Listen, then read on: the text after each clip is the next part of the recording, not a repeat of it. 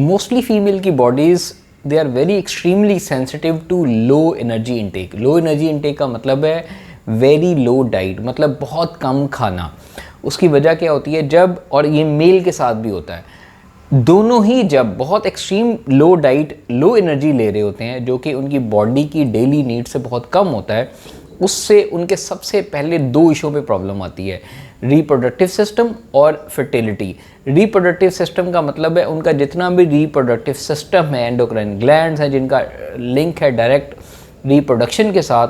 माँ का, लड़की का बेबी पैदा करने से लेकर 9 मंथ की प्रेगनेंसी, पोस्ट प्रेगनेंसी और प्री प्रेगनेंसी, और इस सारे प्रोसेस में दरमियान में जो रिप्रोडक्टिव सिस्टम इन्वॉल्व होते हैं, आपकी लो एनर्जी का उस पर इफेक्ट पड़ रहा है। दूसरा, फर्टिलिटी के ऊपर, कंसीव करने में प्रॉब्लम जो सबसे ज़्यादा आती है, लो एनर्जी का उस पर भी इफेक्ट पड़ता है। इसका डायरेक्टली डाइट कम लेने से सब फीमेल को इफेक्ट नहीं पड़ता, बट मोस्टली पड़ता है। होता क्या है, जब बहुत कम डाइट होती है और बहुत ज़्यादा डाइट, एक्स्ट्रा डाइट या ओवर एनर्जी से भी इफेक्ट पड़ता है, तो फीमेल में सिम्टम्स जो आते हैं, उनका मंथली साइकिल ख़त्म हो जाएगा, या तो स्टॉप हो जाएगा या इरेगुलर होएगा, या उनमें प्री मेनोपॉजल के सिम्टम आएंगे या मेनोपॉजल के सिम्टम्स आना शुरू हो जाएंगे। इसके साथ साथ वॉइस बहुत हाई हो जाएगी, फिर उसके साथ साथ उनको फेशियल हेयर्स आना शुरू हो जाएंगे और बिला वजह बॉडी पे बाल आएंगे। फिर आपको पता है फिर लेज़र के लिए कितना रश होता है फीमेल का, that is because of they have higher androgen hormones, ठीक है, और एस्ट्रोजन हार्मोन्स लो हो जाते हैं। मेल में भी ये प्रॉब्लम होती है। मेल में जब एक्सट्रीमली लो डाइट हो, बहुत सारे मेल्स की बॉडी भी, उनके अंदर टेस्टोस्टेरोन लेवल लो हो जाते हैं, एंड्रोजन लेवल लो हो जाते हैं और उनके अंदर एस्ट्रोजन लेवल ज़्यादा हो जाते हैं। और फीमेल के अंदर एस्ट्रोजन लेवल बहुत एक्सट्रीमली लो, एंड्रोजन ज़्यादा हो जाते हैं, और इसके साथ साथ उनके अंदर प्रोजेस्टेरोन हार्मोन जो कि प्रेगनेंसी का हार्मोन है वो भी डिस्टर्ब करना शुरू हो जाता है, जिसकी वजह से उनका पूरे का पूरा, अगर कंसीव करती हैं, कंसीव नहीं होगा, कंसीव हो जाएगा तो मिसकैरेजेस होंगे और प्रेगनेंसी कंप्लीट नहीं हो पाएगी। That is why there are so many females वो प्रेगनेंसी के प्रोसेस से नहीं गुजर पाती और कंसीव नहीं कर पाती। IUI भी करवा लेंगी, IVF भी करवाती रहेंगी, बहुत ज़्यादा, क्योंकि बॉडी की इंटरनल हेल्थ, रिप्रोडक्टिव सिस्टम ठीक नहीं है। ऐसी फीमेल्स को, ऐसे क्लाइंट्स को अच्छी डाइट और अच्छी एनर्जी इनटेक देने से उनकी हेल्थ और रिप्रोडक्टिव साइकिल ठीक हो जाता है और उनके चांसेस प्रेगनेंसी के बढ़ जाते हैं।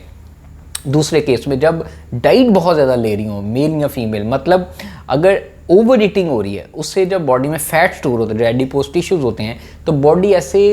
हार्मोन्स रिलीज़ करती है जो कि फिर डायरेक्ट जाके आपके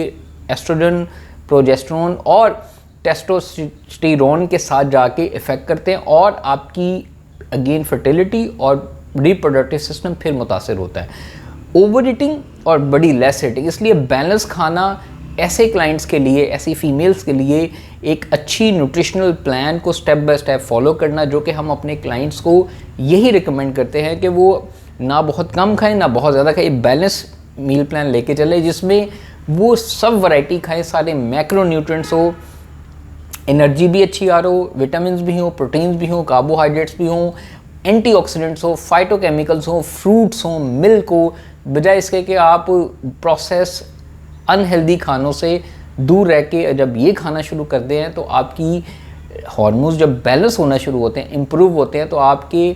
चांसेस ऑफ प्रेगनेंसी बढ़ जाते हैं। मैं ये नहीं कह रहा कि देखिए देना अल्लाह ताला का काम है, आप जितनी मर्जी कोशिश करें, अल्लाह ताला ने नहीं लिखा हुआ तो कुछ भी नहीं होगा, लेकिन हम दुनियावी लिहाज से, अकली लिहाज से, साइंसी लिहाज से, मटेरियलिस्टिक एस्पेक्ट से, फिज़िकल एस्पेक्ट से इन चीज़ों को ठीक करके अपने चांसेस को इम्प्रूव कर सकते हैं। अगर आप ये प्रॉब्लम फेस करें, आप अपना प्लान बनवाएं और अपना प्रेगनेंसी से रिलेटेड, हार्मोन से रिलेटेड प्रोग्राम ज्वाइन करें और अपनी डाइट को बेहतर करें। इंशाल्लाह बहुत हद तक इम्प्रूवमेंट आपको मिलेगी। जज़ाकल्लाह।